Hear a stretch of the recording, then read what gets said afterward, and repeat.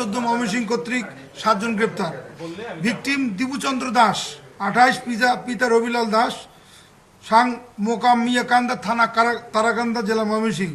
তিনি ভালুকা থানার ডুবুলিয়া pioneer NEET factory শ্রমিক।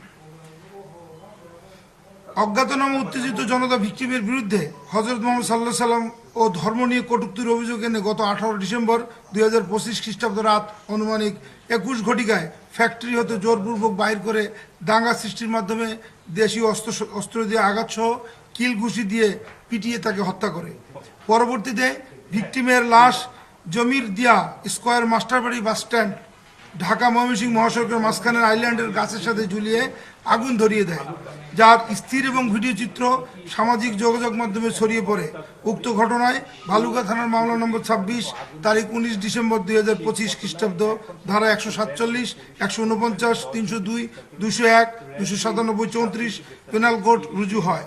সিপিএসসি র্যাব 14 ময়মনসিংহের অভিযানিক দল ঘটনার ভিডিও বিশ্লেষণ ও স্থানীয়ভাবে তথ্য সংগ্রহ ও যাচাইপূর্বক বর্ণিত ঘটনার সাথে জড়িত থাকার অভিযোগে অদ্য 20 ডিসেম্বর 2025 খ্রিস্টাব্দ আনুমানিক রাত 3 ঘটিকায় ময়মনসিংহ জেলার ভালুকা থানাধীন স্কয়ার মাস্টারবাড়ি এলাকায় অভিযান পরিচালনা করে অভিযুক্ত 1 মোহাম্মদ লিমন সরকার, মোহাম্মদ তারেক হোসেন, মোহাম্মদ মানিক মিয়া, মোহাম্মদ ইরশাদ আলী, নিজুমউদ্দিন, আলমগীর হোসেন, মোহাম্মদ মিরাজ হোসেন আকন সহ মোট 7 জনকে গ্রেপ্তার করতে সক্ষম হয়। পরবর্তী আইনানুগ ব্যবস্থা প্রক্রিয়াধীন রয়েছে। ফ্যাক্টরির কর্তৃপক্ষের ফ্লোর ইনচার্জ এবং ওখানকার ম্যানেজারকে আমরা অ্যারেস্ট করেছি, কারণ ঘটনা সূত্রপাত হয় 4টার সময় এবং এই ফ্যাক্টরির ফ্লোর ইনচার্জ তাকে ইস্তফা দিতে বাধ্য করে এবং ইস্তফা দেওয়ার পরে উত্তেজিত জনতার কাছে সে হ্যান্ডওভার করে দেয়। পুলিশের কাছে কেন হ্যান্ডওভার করেনি এবং তার নিরাপত্তা কেন নিশ্চিত করেনি, সেজন্য সংশ্লিষ্ট কর্তৃপক্ষ যে পায়োনিয়ার নিট ফ্যাক্টরির 2 জন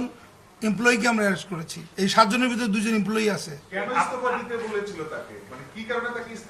ইস্তফা দিতে বলেছিল যে স্থানীয় জনতা, সে নাকি মহানবী, হ্যাঁ তখন ভিতরে ছিল, ওই মহানবী সাল্লাল্লাহু আলাইহি সাল্লাম নামে কটূক্তি করছে এবং লোকজন তাকে প্রেশার ক্রিয়েট করতেছিল, সে এখানে থাকতে পারবে না, সেজন্য তাকে ইস্তফা দিতে বাধ্য করছে। এই জিনিসটা খুবই অস্পষ্ট। আমরা বারবার চেষ্টা করেছি জানার যে কাকে বলেছে, কি বলেছে, এটা কিন্তু কেউ বলতে পারেনি। এবং আমার মনে হয় যে উত্তেজিত জনতা আর কোনো প্রিভিয়াস এনিমিটি কারোর সাথে কোনো ছিল কিনা সেটাও আমরা তদন্ত করে দেখব।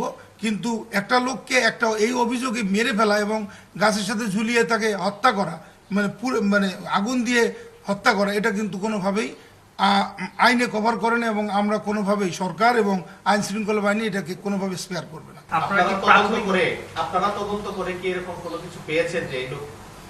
আমাদেরকে তদন্ত করার সুযোগ দিতে হবে, কারণ তদন্ত তো এটা তো থানা তদন্ত করবে, আমরাও ছায়া তদন্ত করব।